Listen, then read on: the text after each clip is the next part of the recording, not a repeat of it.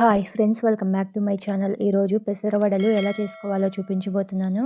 వీటిని మార్నింగ్ బ్రేక్ఫాస్ట్లో కానీ ఈవినింగ్ టైంలో స్నాక్స్లో అయినా తీసుకోవచ్చు. చాలా రుచిగా ఉంటాయి.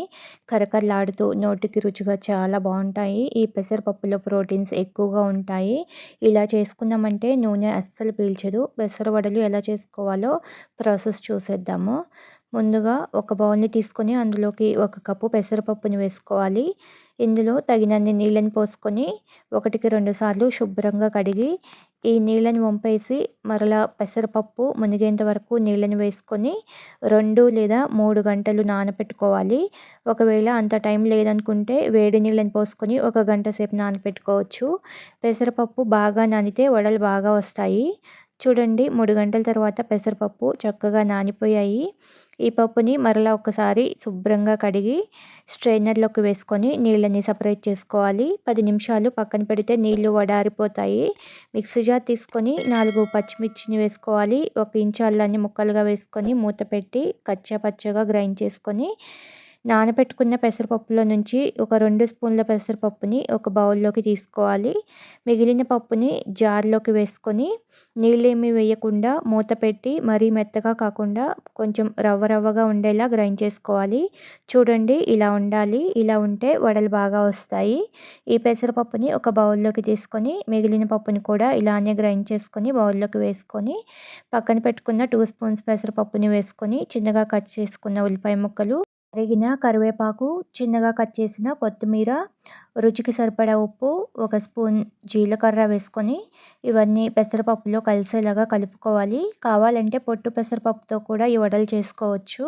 పిండి పలుచగా ఉండకూడదు, కొంచెం సాఫ్ట్గా ఉండాలి. వడలు వేసుకోవడానికి వీలుగా ఉండేలాగా కలుపుకోవాలి. చూడండి, కొంచెం పిండిని చేతిలో తీసుకొని ఉండలా చేస్తే ఇలా ఉండలా రావాలి. ఈ కన్సిస్టెన్సీలో ఉండేలాగా కలుపుకొని స్టవ్ మీద డీప్ ఫ్రైకి సరిపడా ఆయిల్ని పెట్టుకొని వేడవ్వనివ్వాలి. ఆయిల్ వేడయ్యే లోపల వడలు చేసుకుందాము. పిండిలో నుంచి కొద్దిగా పిండిని తీసుకొని రౌండ్ బాల్ లాగా చేసుకొని చేతిలో పెట్టి రౌండ్గా ఒత్తుకోవాలి. మరీ మందంగా కాకుండా మరీ పలుచగా కాకుండా మీడియంగా ఒత్తుకోవాలి. ఇలా చేతి మీద వద్దు అనుకుంటే ఏదైనా కవర్ మీద కానీ క్లాత్ పైన కానీ చేసుకోవచ్చు. ఈ వడని బాగా వేడైన ఆయిల్లో స్లోగా వేసుకోవాలి. ఇలానే వడల్ని చేసి ఆయిల్కి సరిపడా వేసుకోవాలి. ఒకవైపు ఫ్రై అయిన తర్వాత స్లోగా రెండో వైపుకు తిప్పుకోవాలి. వీటిని మీడియం ఫ్లేమ్లోనే ఫ్రై చేసుకోవాలి. హై ఫ్లేమ్లో ఫ్రై చేసుకుంటే పైన కలర్ వస్తాయి, లోపల సరిగా ఫ్రై అవ్వవు. అటు ఇటు తిప్పుతూ 2 వైపులా మంచి కలర్ వచ్చేంత వరకు ఫ్రై చేసుకోవాలి. చూడండి, ఇలా గోల్డెన్ బ్రౌన్ కలర్ వచ్చేంత వరకు ఫ్రై చేసుకొని ఆయిల్ నుంచి తీసేసుకోవాలి. అదేవిధంగా మిగిలిన పిండి అంతా ఇలానే వడల్లాగా చేసుకొని ఆయిల్కి సరిపడా వేసుకొని 2 వైపులా బాగా ఫ్రై చేసుకొని ఆయిల్ నుంచి తీసేసుకోవాలి. అంతేనండి, పెసర వడలు రెడీ. వీటిని మనకి నచ్చిన చట్నీ లేదా కారంతో అయినా సర్వ్ చేసుకోవచ్చు.